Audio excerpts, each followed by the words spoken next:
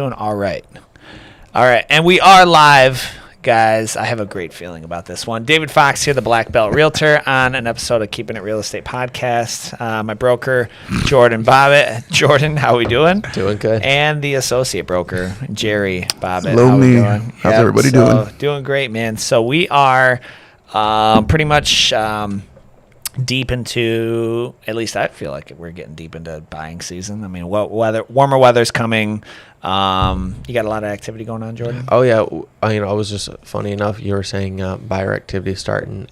Josh was showing a property last week. Put in an offer. I don't think he put in the offer because he called the agent, asked, "Hey, do you have any offers?" And the agent said, "We have 23 offers." 23. Where at? It was a ranch somewhere downriver. I can't remember. Okay.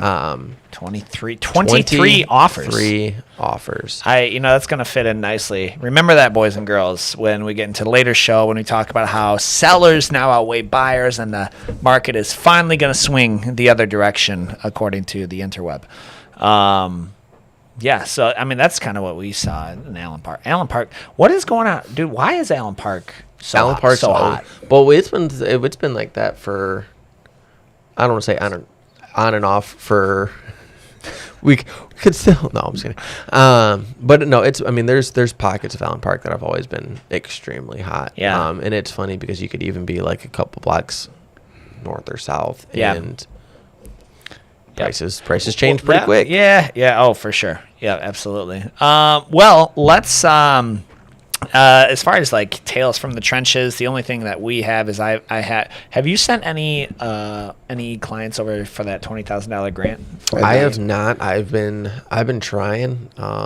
Actually, there's somebody I thought of last night that I was like, get him. You got to hound like Drew, he's working with the bank eligible. I'm like on him, and I think it's only because like he's probably getting everybody because they've only got they assign so many funds. Like they give like $800,000 to each, which sounds like that's a lot of money. It's 20,000 divided by 800. You're right. It's 40 homes or 40 buyers or whatever. Yeah, and what they do is they benchmark it. They're like, okay, this is yours, but it's not tied to an individual. It's tied to an address, and Correct. so it's yours. So you gotta like get under contract, and so like that's, they don't want and and it makes sense because unfortunately what was happening before, but like when we had there was a MISHTA $15,000 non-forgivable and about. Jeez, probably like forgivable. There was a MISHTA that wasn't I forgivable. think this can be stacked with MISHTA. Yeah, I'm thinking about it. It was last year. Yeah, MISHTA doesn't have that non-forgivable anymore. But this was like I said 6-7 years ago. Sorry, I had to do it. And I work with kids. Like it happens now. Not completely lost where I was going with that, but MISHTA. Forgivable. It was forgivable. Non-forgivable. Yeah, and what people were doing though were, this program came out as forgivable or non-forgivable fund or forgivable funds. I'm gonna quickly just go put my name down, and now I've got 4 months, 5 months, 6 months to go look at a house, and people are like, well, we've got people that have a house, they're waiting, but they don't they can't get the funds anymore because we had so many people to say or what they were doing was I'm writing an offer. And then we're not going to update MISHTA for 3 weeks until we find our new house. Right. Yeah, that was a couple years ago. I know that old lender we worked with. That was he's like, just get under something. I was like, I don't know, man. But that is still, to my knowledge, is still available. $20,000 forgivable down payment. I think gets us to be in the house for 3 years. So 5. Yeah, they're almost always 5. 5 years. Okay. Yeah. Well, I'll talk to the lender. We're the agents. Okay, so we got we have some Reddit rundowns. Do you have any other news from you, Jerry? You're mentally preparing for these, I can tell, like, because I send these to I got a lot on my mind. I send these to him pre-show, and I'm like, all right, and then so I send these to him pre-show. We're gonna get into these guys as always. If you're watching, put in the comments whatever how the AV audio video is, and if it's delayed or crisp or whatnot. So let's dig into this personal one, this little gem. I just like watching the, it doesn't bother me. Nope. Wrong one. Hang on. That's the hot water tank screen share for something. Let's go to this one. All right. Fantastic. So, Mr. 405 Home the Agency. This is on Threads. I actually see a lot of these. The number of times I see listing agents crying, whining, complaining about a buyer's agent not leaving feedback is ridiculous. Like it or not, no feedback is feedback. No offer is feedback. Not interested is feedback. Just because it's not the feedback you want, don't change the fact that it's feedback. Flip your perspective. As the listing agent, it's your job to educate the seller on what is going on to get their house sold. So, I think a lot of the general public may not understand what we're talking about. When we go and show houses, we have our own. We have a lot of apps. I was looking at my folder on my phone. I was like, dude, I'm like, bro, we got so many apps as real estate, and they haven't been updated. Yeah, a lot of them, right? So. But it's nothing compared to the unread emails. Yeah. I think Amanda wiped it. I think she went to my phone. She didn't. No, I think she went to my phone and made it to where I don't get notifications. That's different between. Yeah. She moved it to where because I just go check anyway. I don't get the red bubbles anymore. That's funny. I would go into my phone and show you right now, but my phone is acting as the switcher. So, but here is they when you go show a house, the Showing Time app, they're like, hey, give us feedback on the house. I will sometimes if it's vanilla feedback, don't love it, just not interested is like you said, feedback.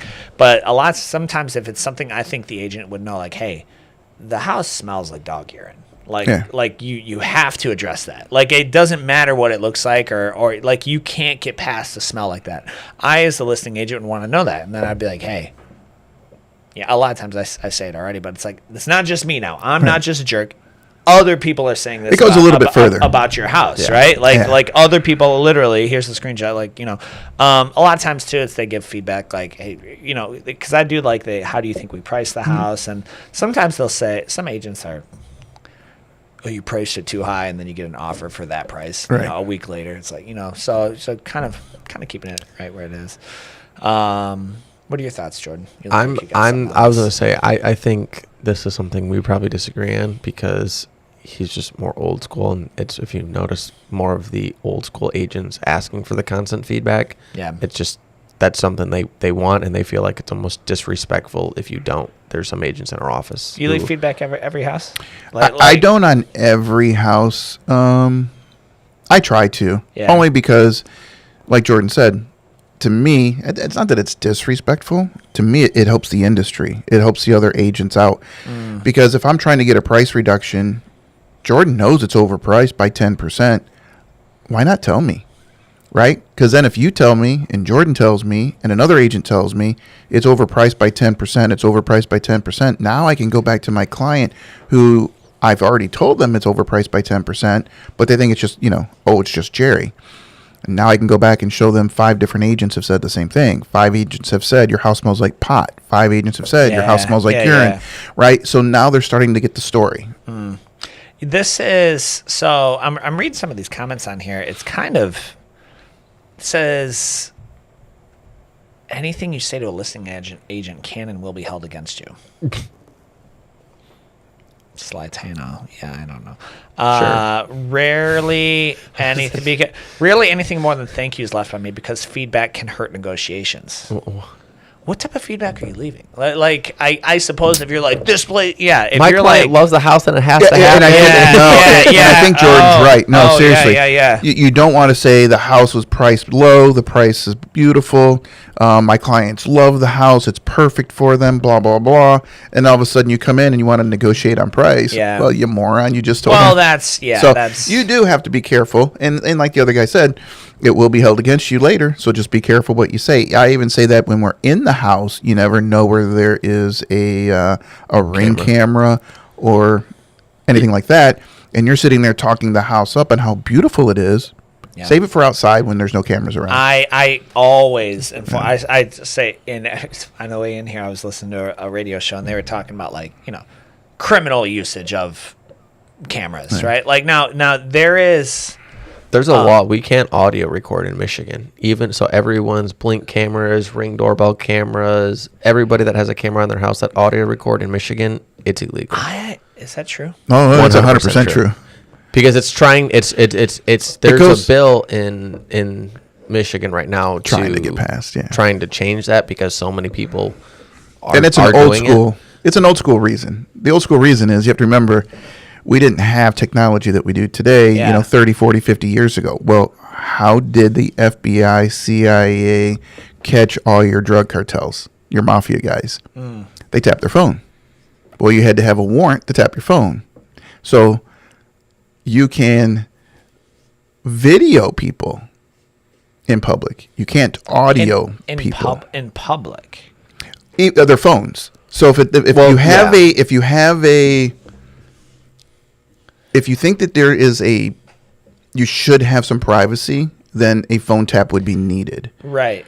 And so when somebody goes into a private house, there is an expectation of some privacy.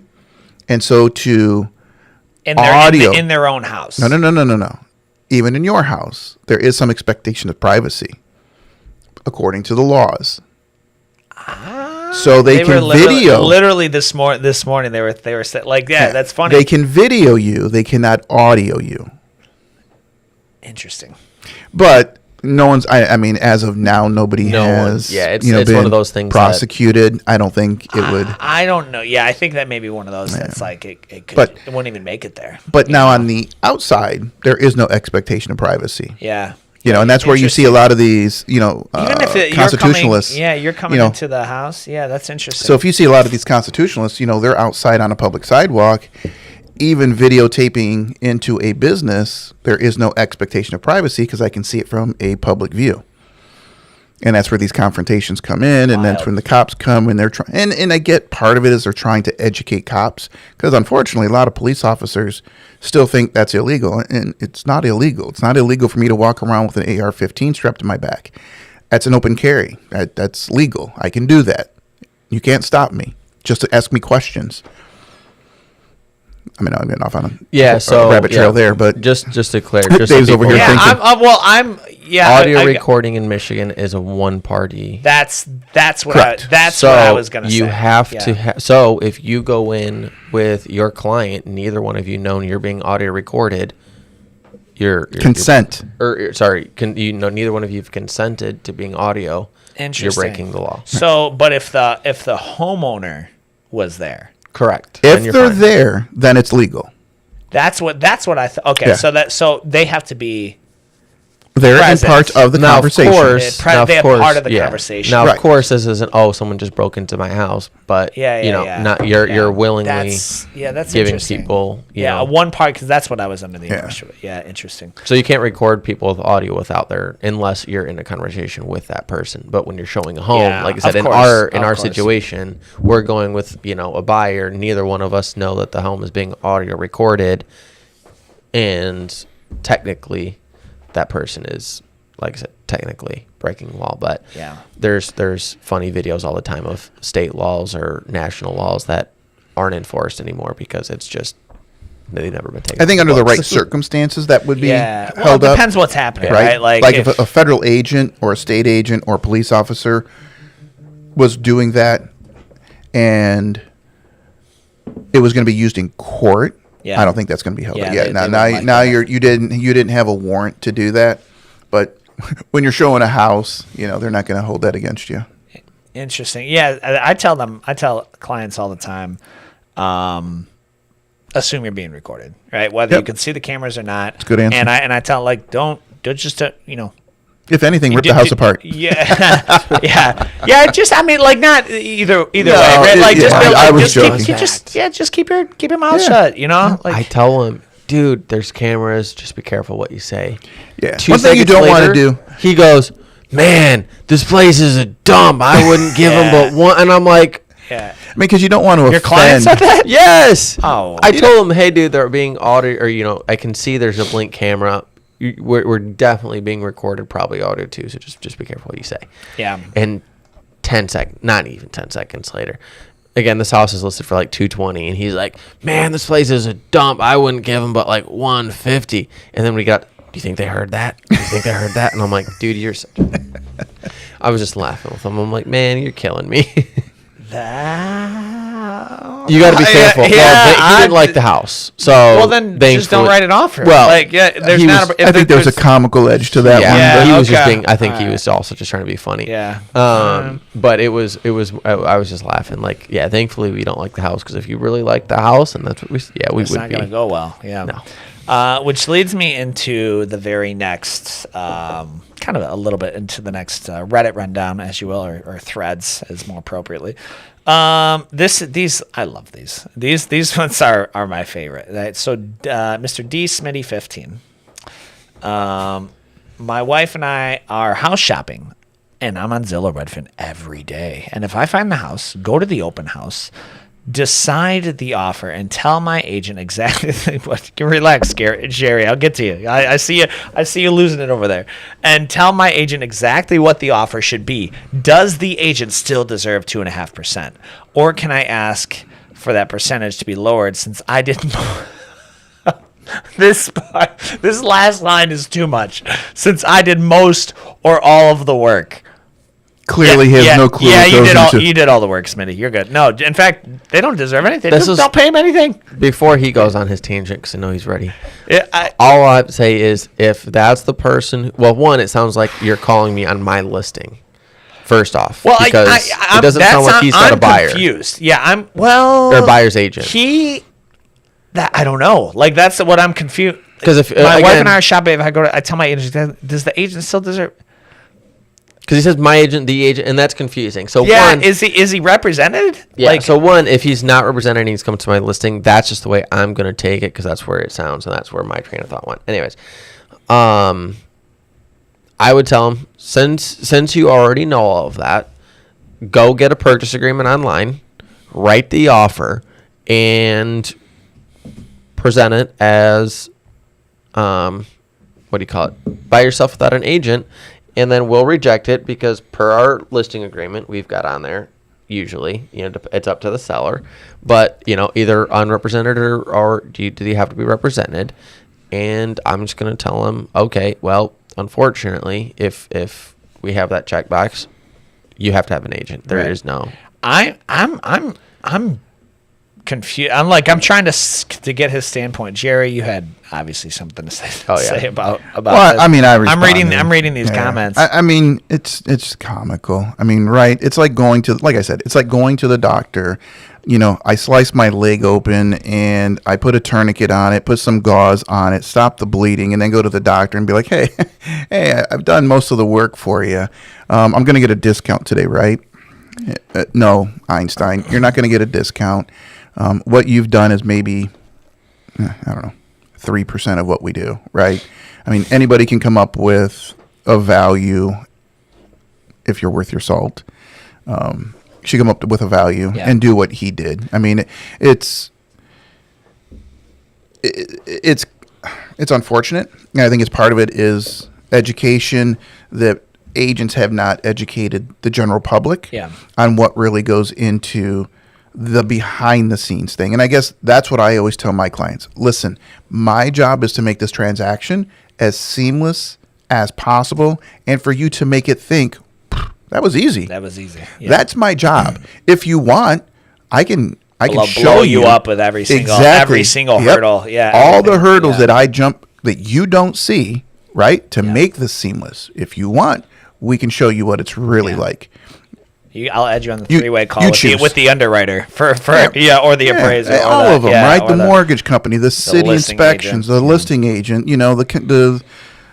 all of it. I mean, it's not as easy as city you coming think. in trying to get a water read on a house that doesn't have a water meter. I mean, that happened. We had somebody for this. I mean, he worked for the township. He worked for the water department, and he calls demanding access to the inside of the property immediately. And I'm like, and mind you, this isn't go blow smoke. And mind you, this isn't even a house; it's a pole barn. It was that vacant land that I had. Oh wow! So he was saying, "I want inside. I know there's water in there," and I'm like, "No, there's not. And even if there was, you're not getting in." Well, he was like, "You better let me in. If you don't, I'm going to hold the sale up." I'm like, "Listen, buddy, you don't know who you're talking to, because that's not going to happen, and this is not how the conversation is going to go. First and foremost, if you are working for the city, you should have called the owner. You don't call me. I don't know who you are. Put yourself in the owner's situation or position now. Imagine how you would be if your agent allowed somebody access to your home over the phone just because they claim to work for somebody. Yeah, absolutely. I don't think you'd be really happy. Yeah. I said, well, matter of fact, you know what? What's your address? What's the lockbox code to get into your house? Oh, I'd give it to you. I said, then what is it? He gives me the township's address. The city hall. Yeah, the city hall address. So, I mean, long story short, I called his boss. I called the supervisor of the township that he was in. I spoke with both of them. And they both apologized profusely. And of course, he had no right and should have never done what he did. Yeah. And on the sad part is he's been with them for like 30 years. Yeah. I'm like, this can't be his first rodeo. That sounds like, yeah, right? that sounds like, yeah. And I'm like, you know, I said, even if he did have running water in there, you can't force your way in, and there's nothing that you can do about it. That's just the way it is, Yeah. right? So you don't call me demanding anything. Yeah, that's kind of crazy. That's really wild. Yeah. You know, I'm kind of. And where we were going with this is the owner had no clue that I had a 20-minute conversation with this Yahoo online, sure. right? Yeah. The owner didn't know that I talked to the water department supervisor or the township supervisor and was, I don't want to say going to bat for him, but letting them know what was going on. So I protected my clients, and that's I mean, as realtors and brokers, that's what our job is. Yeah, this I'm reading these comments on here because I always like, you know, sometimes there's good feedback, but like a lot of the here's what I will say, like when you see comments like this online, you don't have to comment, or when you see posts on you don't have to comment, right? Like I'm a very more and more these days, I'm like, let people just figure it out, let them find out. You know, like let them find out, man. You know, like they'll figure it out. Liz Warren Austin says realtors don't get paid to find you a house; they get paid to get you to the closing table without getting sued. That I think is like the best synopsis of it, right? Like you're without getting sued. It's called agency for a reason. You have agency, and so it's a protective bubble along the way, and we have insurance and everything so that because imagine you can get sued for a plethora. Well, you can get sued for anything. Things, you don't right? even need you can indict, like my lawyer says, you can indict a ham sandwich, right? Like you can get sued for anything, but it's making sure that you kind of put protective hedges in place to make the other party realize that, like, if they threaten suit, it's just going to be a waste of their dollars because, you know, they're going to lose. I was going to say, yeah, people can sue for anything. I mean, you don't even need a logical, literal reason. It's just, I'm going to go sue you, and now you're just wasting people's time. And, you know, so that's one thing a lot of people don't understand. Oh, you can't sue me. I didn't do anything. Dude, you don't even have to do anything wrong. They can just sue you for the fun of it if they really wanted to. Right. But in a real estate transaction, I mean, you just got to protect yourself, and that's, like you said, that's what we're here for. Man, I'm trying to find a knock on wood. I haven't been sued, so. About a conversation I was having with somebody online, and it was really how do you deal with a buyer and a seller? So, I mean, I gave an answer, and it was really, my buyer wants to write an offer, and it was like extremely low. How do I deal with this? And I just said, hey, listen, you don't want to write it too low. You're going to insult the buyer. You need to educate your seller. You need to educate your buyer. Right. You know, did you pull comps? Did you do this and do that? And it was what we should do as realtors. Right. And I had one realtor, I guess he is, telling me how I didn't know how to do real estate. I'm using, Cliff Note version. Sure. So of course I did some research on him, and found out that he had done like 3 deals in like 5 years. And I mean, it was, wow. And I just responded back. I'm like, dude, you did 3 deals in 5 years. I don't think you have a room to stand on right now, or a leg to stand on right now with this conversation. You might just want to bow out. Right. And he was like, I make $3,000. And this was his number. I make $3,000 a month in passive income. What about you? I said, what's the relevance? I don't know either. Yeah. I think he was trying to prove that he somehow I don't know. He's real estate, maybe real estate investments guru. or something, right? Did he buy into Richard's course? Yeah. That's what it is. I said $3,000 a month is what you make. I said that's like minimum wage, dude. I said, and you're happy about that. Well, I said, listen, he's got other income though, right? It didn't sound like he did. Oh. No, because then and then I used forewarn, and I could tell by where he was living and what he has. I got you. Yeah, I got you. So after that, he just used some foul language because he had nowhere else to go with of course. it. Was Speaking of our buddy, he has multiple houses that he has, because again he buys these things on his mortgage takeover that's completely a scam. And so the funny thing is he's got all these houses now and he's trying to find renters. He's losing like 25 grand a month in rentals that he's got sitting empty because he can't post them anywhere because he doesn't own them. So Zillow's blocked him, Redfin's blocked him, Realtor.com's blocked him, Facebook has blocked him. He can't post. How do you know this? He posted it. He posted it. He literally goes, "Hey guys, if you have any rental or anybody looking for a rental, I've got," and he lists the cities, and I saved the video because I'm like, "Oh, I've got to." In Michigan? I don't know if there's any. I can't remember. I know he's doing it. He does a ton in in Detroit. Yeah. But he's like, "Oh, I got all these homes and I'm bleeding like 25 grand a month in leases because I can't post to any of these sites because I can't prove that I own them. But I really do own them." Don't and own I'm like, them. and I You literally don't commented that. own them. I was like, "Can anybody?" I'm like, "Does anybody else not see that this guy's a complete scam? That all of these majors?" I said, "It's not like just one or two. All of these major sites have blocked him, and you guys are still arguing for Drinking him. the Kool-Aid. You guys are just stupid. That's crazy. So Stupid. I can't prove that I own them Because you don't. Well, wild. I can't. Hey Jerry, I'm gonna put your place up for rent. But it's weird. It's like I can't prove that you don't own it, dog. That's. That's a head scratcher, man. Like I'm trying to. I truthfully to don't understand think. how dumb 300,000 people can be who follow him and just drink it. And one thing I will say about Richard is he at least has the balls to not block me, because I've said similar things to other people on their lives that are because again, there's people trying to copycat him now, and I'm blocked within like 10 seconds. So at least he doesn't block me. You and Jerry have the perspective though to kind of see to be able to zoom out and see people come into this thing hot and like they're gonna.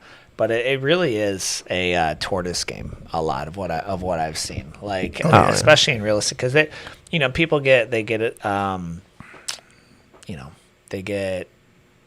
attracted by the shiny object syndrome, something new, or the 2 a.m. video, or it's the 2 a.m. infomercials. They think they're going to go out to California, buy a house for $200,000, renovate it for $100,000, and sell it for $1 million. Yeah, and that's just not reality. Yeah, it's not like I was talking to this gentleman the other day. He sounded like he did really well as a full time real estate investor in Michigan, and he's like, the market's not what it used to be anymore, and it's a lot more work for a lot less money. And he was just looking for other sources of money. Well, the profit margins aren't there because in the beginning, like with anything, nobody knows about it. Your profit margins are high, right? Like Airbnbs. Yeah, sure. Airbnbs back in the beginning.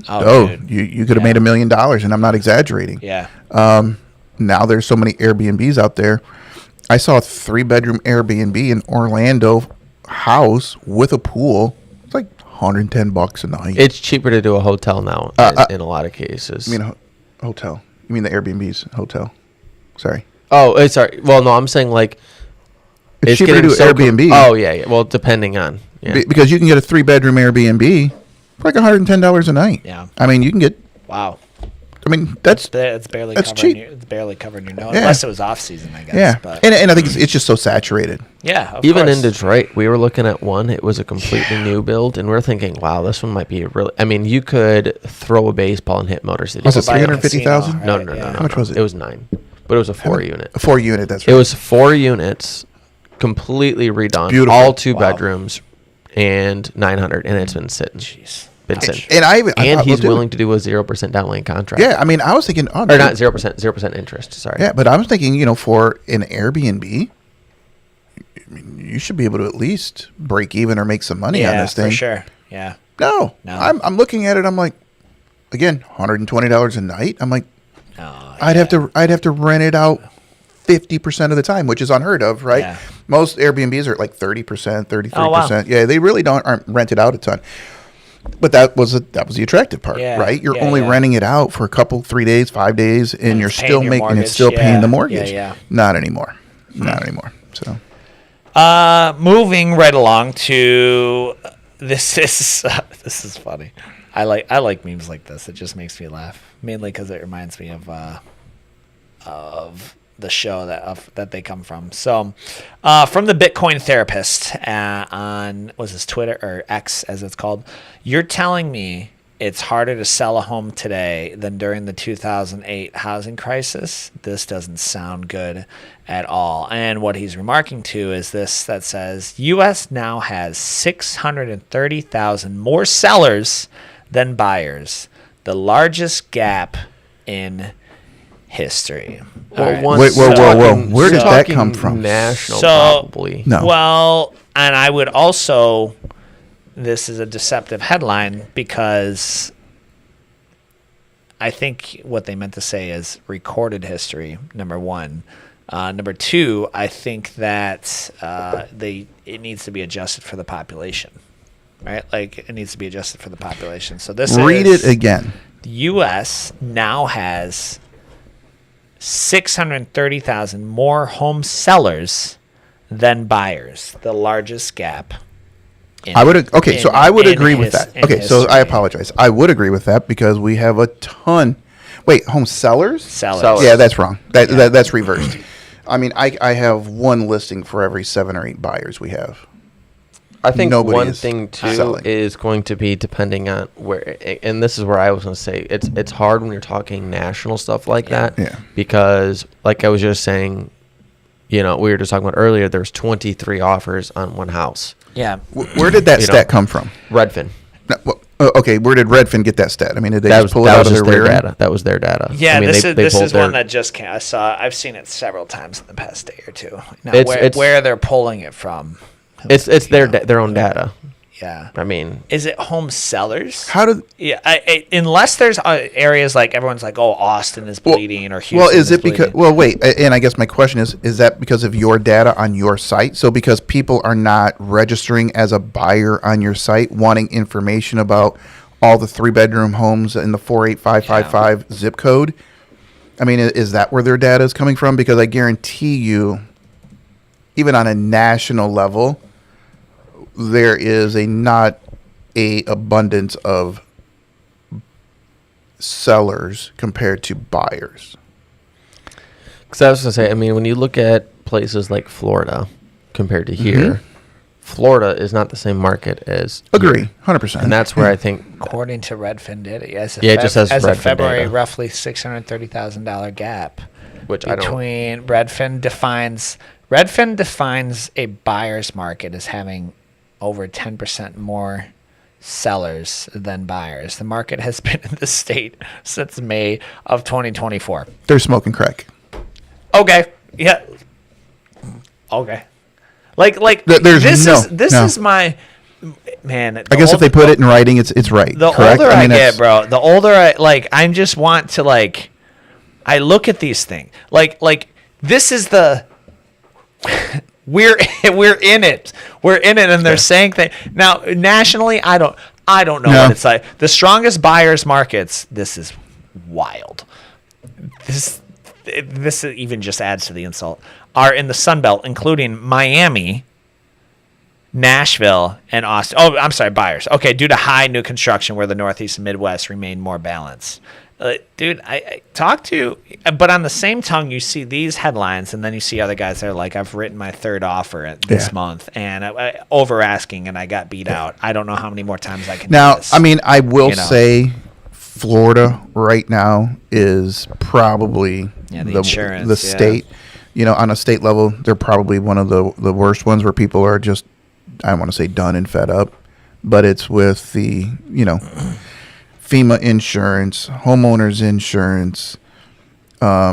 It's just the cost of those two things right now with taxes and everything. It's just, I've looked at some condos down there, and for a decent 2-bedroom condo, it's not the price, it's the HOA. You're talking $1,500 HOA fees a month. I can go pay cash for it, and I'm still out $1,500 a month HOA, and I still have on top of that taxes and my insurance on the interior of the condo. So you're talking another $2,000 a month after I pay for it. That's just crazy. Yeah, I'm looking at these comments because this is actually on Reddit as well, and I just don't. I should have screen shared this one. It was talking about if the past 30 years is an indicator of the next 30 years, the average starter home price will be $1.6 million. Compared to, because if they're taking the national average is 300 grand, 30 years ago was, I don't know, 50, whatever, 50, 30 years ago, I would have said the average starter home would have been in the low 80s, somewhere in there. Yeah. So I'm sure Facebook, or I'm sure Google can tell you. Yeah, that is, I wonder what the angle is with these two. Right, like, because these headlines get in people's heads, and then or maybe it's not pertinent to Michigan, where there's, how many buyers do we have? And I'm not joking. I have ants on a cupcake. Yes, right? I think that's the confusing part, especially to our buyers. They see these news lines, seller, and they don't realize that it screws us in the long run, or not even the long run. It screws us because now our buyers are like, why can't we get a deal? There's so many sellers out there. It's all a seller's market or a buyer's market because of how many sellers there are. Blah blah blah. No, it's not. And to me, it goes back to prove it. I think to me, it goes back to it's our job to just re-educate them on reality. Of course. Yeah. And statistically, I guarantee you, our housing market right now is probably 2.5 2 month supply. So anybody out there in Facebook land is wondering, when we say we have a 2-month supply, that means if we did not take another listing for the next 2 months, we'd still have enough inventory to sell out, right? Sure. If we had a 6-month supply, if we don't take another listing, we have 6 months to last us. Right. A healthy market is around a 3 or a 4 month. So us being at a 2.5 2 month would be my guess. I think we're still in a seller's market. And I think what people are seeing even now, we might have a little bit more inventory than we did last year. Sure. But last year we were like at a 1.5, 1.7 market or month market.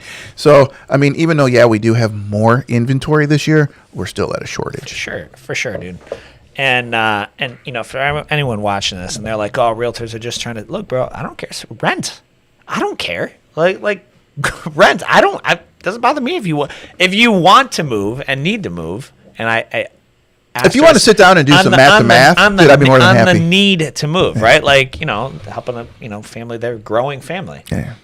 What are you gonna do, right? You can stay put. No one's making you move. The entire MLS has a 2.3 right now.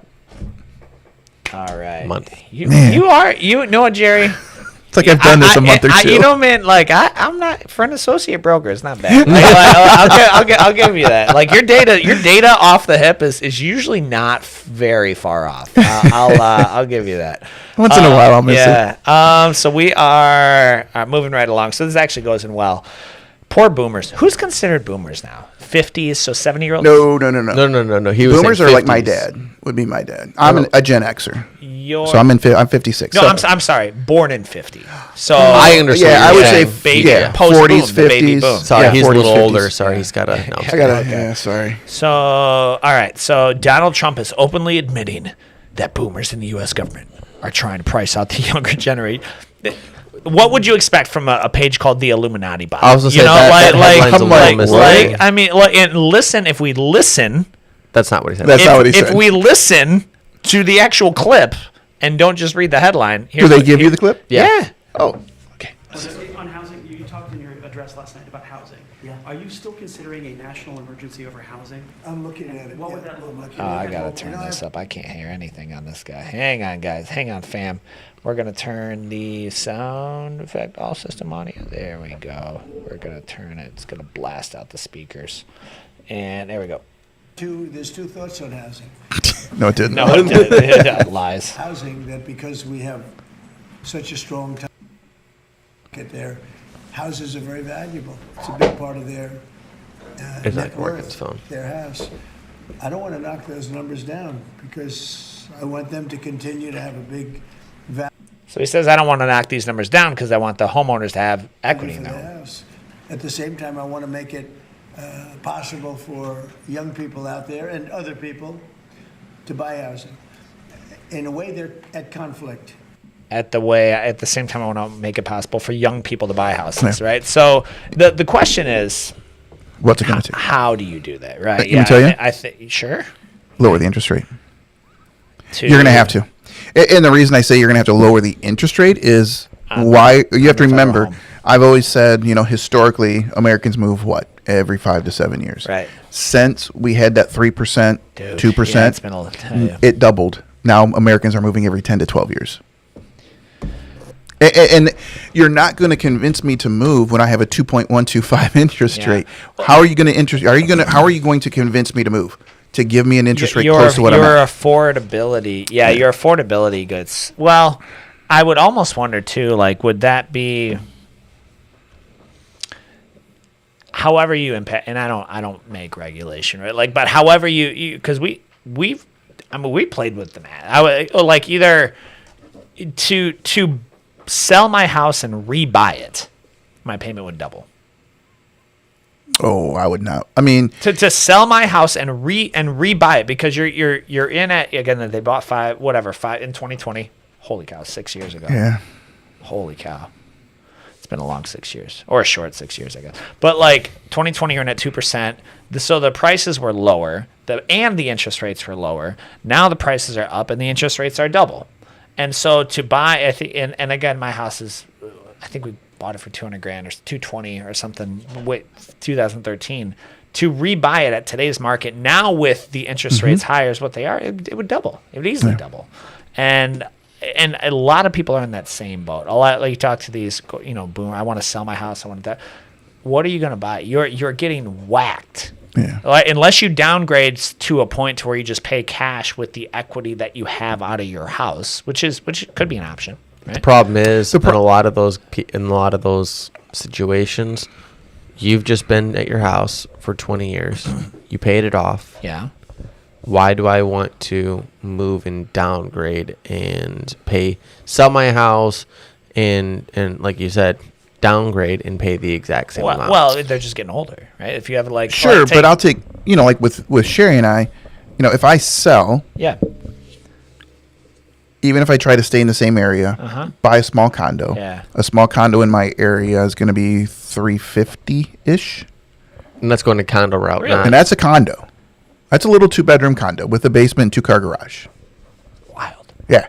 So I'm going to spend $350,000 now with uncapped taxes. So now I got to reevaluate my taxes. Or, not to be funny, I paid $460 for my house 10 years ago. Yeah.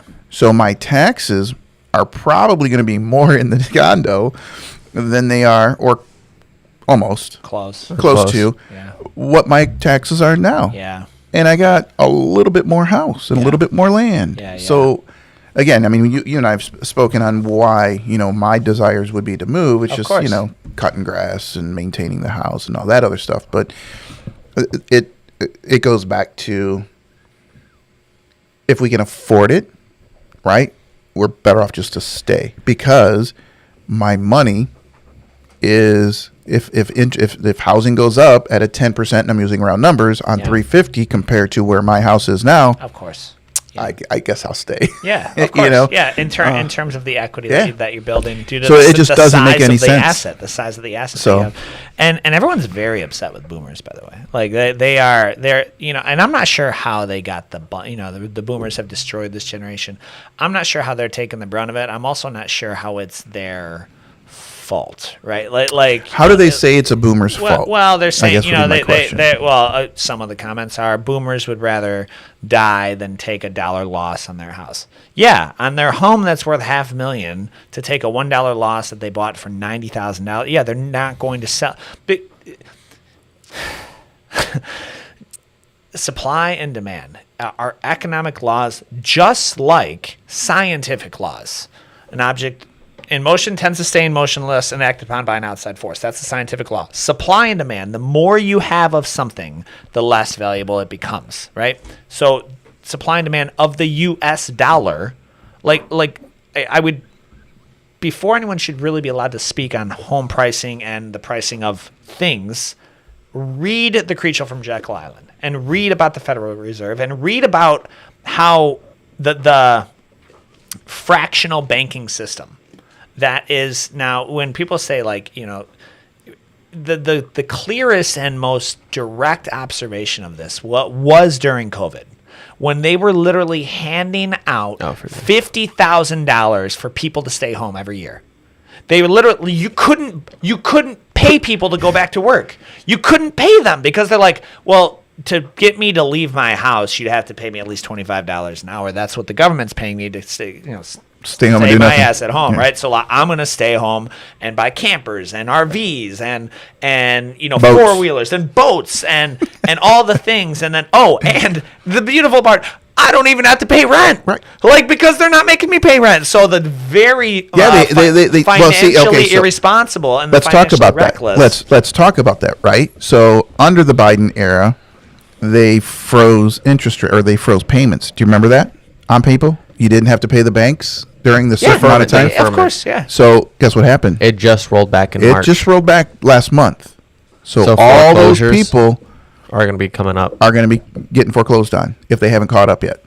Foreclosures. How are- long was the freeze period? It just ended in March. No. How long did they freeze the payments, though? Well, then it's going to be about 5-6 years, or even about 5 years. No, how long did they It not have to pay? It hasn't been frozen since COVID. Yeah, I want to say it was like a 5-month period, 4-month period. I can't remember. But that your down. mortgage Yeah, is $1,300. That's $8,000, dude. Yeah. And again, if you saved it, good for you, Yeah. right? If you did not save it, and that is. But I find that's a testament. Go ahead. I find it interesting because it's going to come up, right? Or it just did come up, and you're going to see all these foreclosures What do you coming think up. will happen, dude? Well, who do you think is going to get blamed? I mean, probably whoever the president. It's Trump's fault. Yeah, I mean, Right? so Because inflation and gas prices are high, and he's got us in a war in Iran, and da da da da da da. It's going to be Trump's fault. You're not going to realize it was Biden that did this, but right? And it was circumstances. I'll play devil's advocate. Sure. Wasn't President Trump president during COVID? Right at the tail end. Yeah. So Oh well, not really. I mean, if you think about it, he was elected out. They just don't transfer over until January 6th. when was it? The election was 2020, right? Yeah, November of 2020. Oh, so he did. I apologize. Yeah, my bad. So it was. So, I mean, it was almost a year. Yeah. Right. A year. Yeah. But I'm not convinced that. I don't know. I mean, I have a. We're gonna skewed- lose. We're gonna lose the 2 viewers that we have. I have a skewed view on I just as much as fun as it would be to blame the guy you don't like who's Yeah. in the Oval Office. I don't know if they have as much power as we believe them to. Right? They at max, I think- at max they have 1/3 of the power at max. Right? I think they have more theoret- influence. Maybe. Yeah. I mean, because perfect. Are you talking about the example- president? Yeah, because perfect example is, I'll just say, he made a tweet yesterday, go buy Dell. Dell's the best product. Dell stock went up 12-15%. Yeah. Well, sure. Dell. Holy Yeah, cow. but I think that just That's shows crazy. He says Who owns something. Dell? Who's I up? The boomers. I don't know. The boomers. Well, I mean, I think it just goes to show how Remember many the cow people boxes just they listen. came in with? Yeah, Those old yeah. computers, those are the man. Yeah, no, they have influence. Yes, he has influence on the general public, right? As with any major name does, right? Yeah. Yeah, look at Elon. Yeah, sure. Yeah, absolutely. But I don't know. I mean, I'm curious to see, because I remember the foreclosures during the actual crash. me too. There's a lot of them, dude. I don't know. I mean, I think it's going to, it'll, if the foreclosures, short sales, whatever, start to come back more, your I don't want to call them influencer agents, but influencer. Influencer agents? Yeah, the ones who are just good at social media are going to not do as well because it's your foreclosures and short sales. It's a complete different market. Yeah. And grit. they're not, Well, they don't I have think the same. you then become a bank agent, right? Because you're representing the banks. There's it doesn't come down to negotiating people skills. It comes down to who did you know at the bank to get all of Bank of America foreclosures in the Detroit area. And that's really what it was. I mean, you'd have one agent with 150 listings, because they were Bank of America's agent. Who do you guys know? Who we got? Who we got? Most of them are out of the age. You got to remember, and we've talked about this. I said most bank agents can't handle real world, right? I So see. all the bank agents. Oh, I see. I know of one that So they really did survived. they did really well for 5 years. Oh, they did really well. Yeah. Yeah. Interesting. Well, and then we've got. Let's see. We got one more. Oh, this is. I like these. I like these videos. I'm gonna do this one. This guy's pretty funny. Did you see? There's a real estate agent, but he's also like a political influencer. And they went into someone's office, Nancy Pelosi's office, and they recorded. It's like, we are here for your congratulatory medal. Your net worth increased 126 million. And they're like, you can't record in here. He's like, well, she can't hold stocks, but here we are. And oh, that's right. It's her husband. This is not this dude. That would be funny. Let's see. I gotta unmute this guy. Bought it. Correct. And now you maintain it for us. So this is renting. I'm gonna refresh this guy. Hang on. Paid off your house. Thank you. I finally own my home. I love that for you. Now I'll pay property taxes. Wait. For what? For owning the home. But I already paid for the home. Yes. That was for the structure. And the land? That's rented. For who? Us. For how long? Forever. And if I stop paying, we take the house. But I bought it. Correct. And now you maintain it for us. So this is renting. No. This is home ownership. So what did I actually buy? A lifetime subscription with surprise price increases. And what do I get with that? The privilege of not being evicted this year. Love it. 5 stars. Congratulations. So Yeah. that is true. That's There's- true. It's true. Yeah. But if they do take your taxes, then they're going to give you the proceeds. Yeah, right. I think that a lot of people don't understand that. Now, should property tax? This is all theoretical, ethical, right? Should property tax be legal? Well, I just want to remind people that we started a war over a tax on tea. So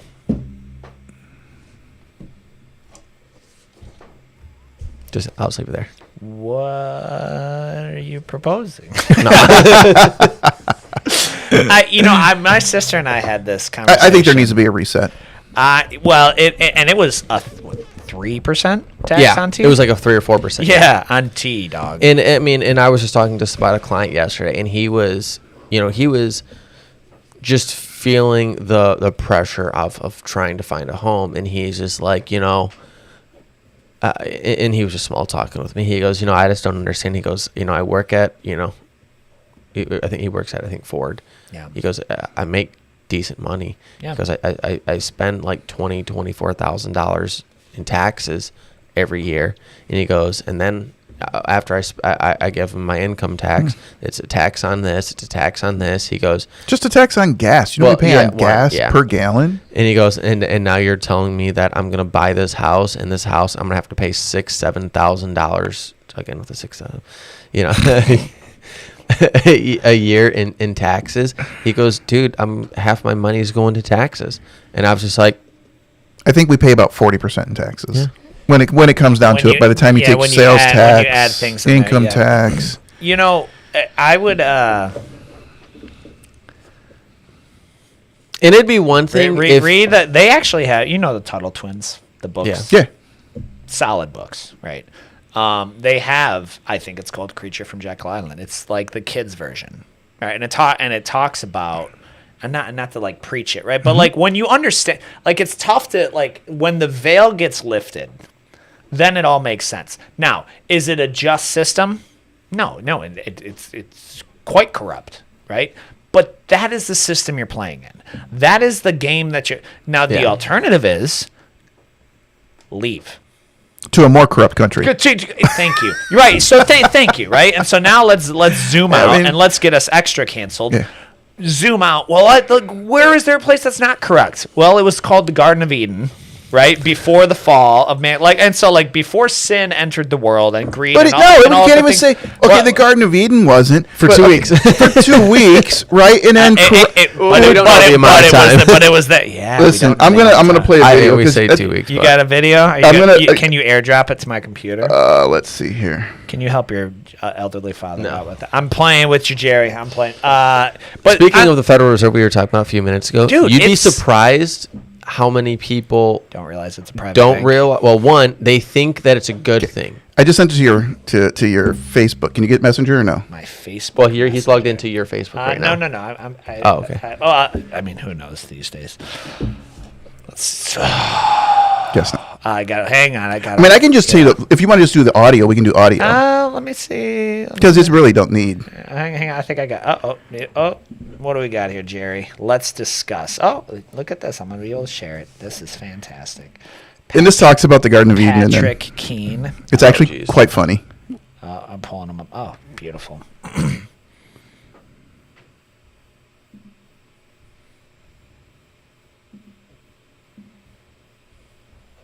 Hang on. What's up with this guy? It's not working. Hang on. I'm going to try and refresh it. Who is Patrick Keene? Mom. It was just actually somebody sent it to me. There you go. No, just rewind it.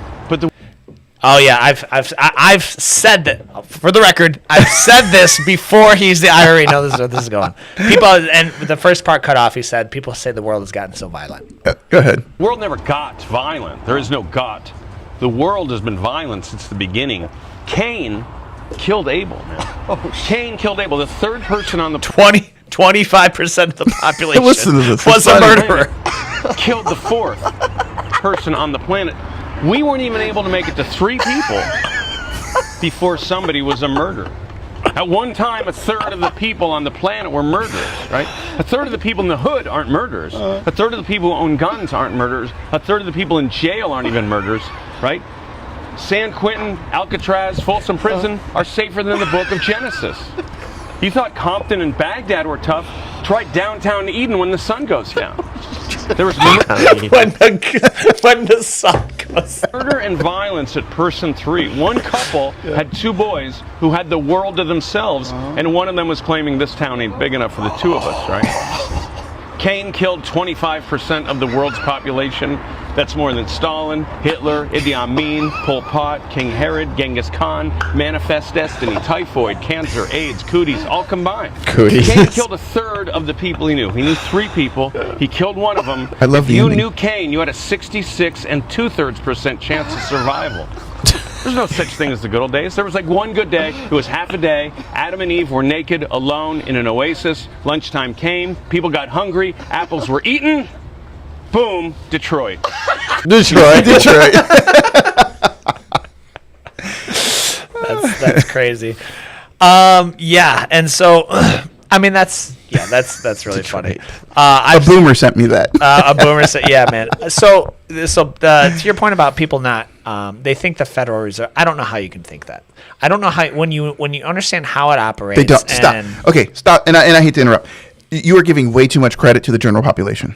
So just stop. If you ask the general population who runs the Federal Reserve, they're going to say the federal government. Federal government, yeah, yeah. Well, and that's by design. It's brilliant.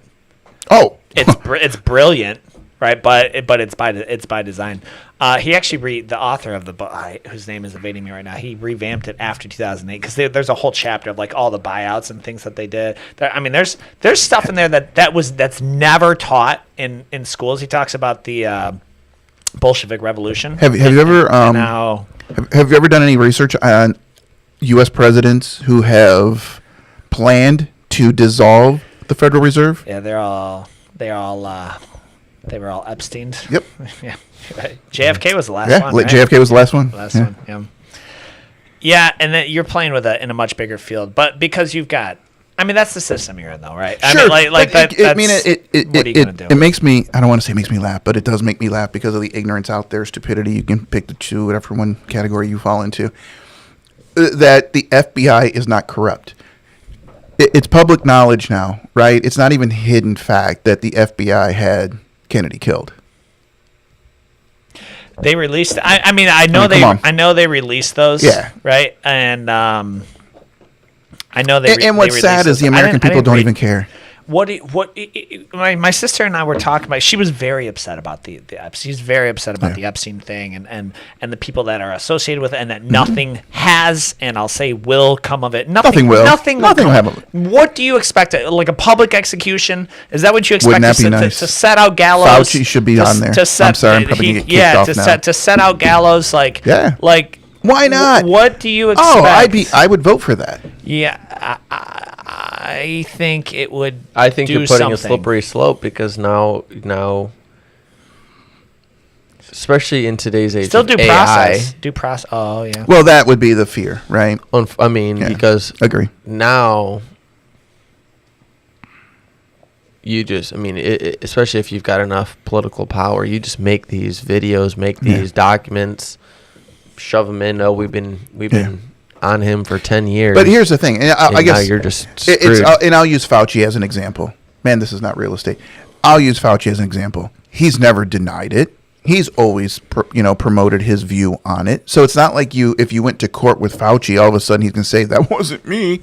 He did it for 2 years, right? So, and I'm using an example like him. There is no denying the corruption that the man hid. What advice would you give to somebody? I think that's a very real conversation that you're having with your client, and he's feeling the squeeze. He's literally being taxed, right? Yeah. He's feeling the squeeze, and he's like, I'm just going to work to just pay bill, and he's feeling that. What advice would you give to somebody like that? On a way out, or because in my head, you're on a treadmill, dude. So or you're on a moving sidewalk. So with him specifically, we talked about living within, because living within your means is a huge thing. Budgeting, sure. Excuse me. But with him, he's been renting for 14 years at the same apartment. We were talking 4 or 5 years ago, right before COVID. So actually, no, it would be pre-COVID. So you're talking about 6-7 years ago. Man, I keep saying that. And so I mean, you're talking about half the time that he's rented, and we were looking at the same price range houses, 150 to 200, 7 years ago. What were you buying for 150 to 200? A $300,000, $400,000 house. So that's where I explained to him, look. You were complaining. You've been working with him for 7 years. He stopped for. We just started really looking. But I think he's a perfect example then on why you don't wait. It's not going to get any better. Well, no, but that's what I was saying. And that's what I told him, because that's what he said was, oh, I'm gonna wait and wait. I'm like, well, really, you want to wait? Just like we did 6-7, from that many years ago, and look at what we're happening. Because did he take well to that? Yeah, no, he honestly did, because I mean, we've been looking for a while. We've looked at houses from 120 to 220, and we, like I said, we also looked at houses all those years ago, and we were looking at houses all those years ago. They were listed for 150, and now we're looking at houses that are 225, and they're not even close. Yeah. And he's just like, what? And that's what I said. He's like, what the heck? I think an attitude that needs to be had, there's an attitude and a mindset that needs to be had with buying a home. This is not going to be popular. Challenge accepted. Right? You need to, because there's challenge, and it's not going to be a no-brainer decision. By definition, the way it's set up, home, again, it's a luxury. It's not a right. But until the pain and the fear of staying put exceeds the pain and the fear of buying out. Look at rents. Look at rent increases over the past 10 years. To your point, right? you're on a moving sidewalk. Like I'm just not going to do anything. Well, then you're going to fall behind, dude. To the point, to the tune of 7% cost of living increase every year. After 10 years now, you need to make 70% more. Like there is no cutting costs enough for that. Yes, cut costs. Yes, budget fiscally and responsibly. Yes, find a way to make yourself more valuable to the market to earn more money. Nobody likes that opinion, right? Because and not to beat up Jordan and his generation, especially the younger generation. What do you mean I got to work harder? I got to have 2 jobs? Well, I don't know if it's necessary. Here's what I will say. I don't know if it's necessarily work harder like pickaxe and a sledgehammer. No. But there are your his. Are you Jenna? What I lose track. Remember we talked about okay, before. I'm right there in the middle where you can. There are 6-figure jobs where you can, especially now with the use of AI, you could go, and I've actually watched them, like 17-year-olds building websites for small businesses who don't know how to do any of it. I can do and that in 10 selling seconds. it to them for $2,000.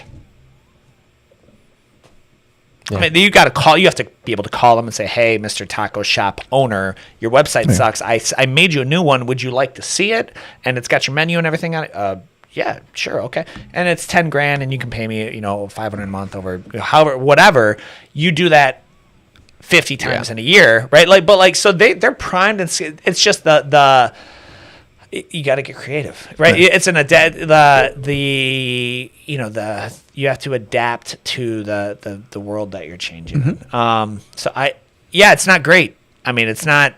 It's never going to be perfect. It's not fantastic, right? But what are your options? Well, here's what I look at it. I mean, it's not perfect, like we were talking about with taxes. I don't like taxes. Yeah. Nobody likes taxes. Nobody thinks right? they're getting the money. So we just have to look at it. Here's the cards that we're dealt. Yes, there's corruption involved. Yes, they're paying $7,000 for a toilet, right? Yeah. All that is irrelevant on this topic. Not that we don't want to address it if we can. Yeah. But when we're buying a house, here's our taxes, here's the interest rate, here's the price of houses.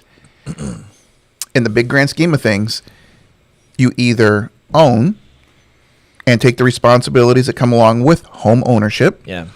Or you can take Jordan's example of somebody who said, no, I think that's way too much and I'll wait, and continued to wait, and now has realized the reality of his decision making six-figure decision was not good, because in 15 years he would have had probably $100,000 of equity built up minimum easily in that house. And Jordan has seen that with his friends, who have bought and sold in a short amount of time, how much equity builds up so fast. And I mean, you will never convince me that real estate, for the most part, and I say most part, 95% of the time, is going to be the best avenue for your primary, and I'll add for your primary residence, right? Well, because you have to do something, right? You can't just exist nowhere, right? So you have to live somewhere. Now, the good time to buy investment properties and where and how, and the totally different animal. Commercial, totally different animal. And they take a year. Yeah, Only for depending who your client is. Depending who your client is. All right, so that is it for this episode of the Keeping It Real Estate Podcast. We appreciate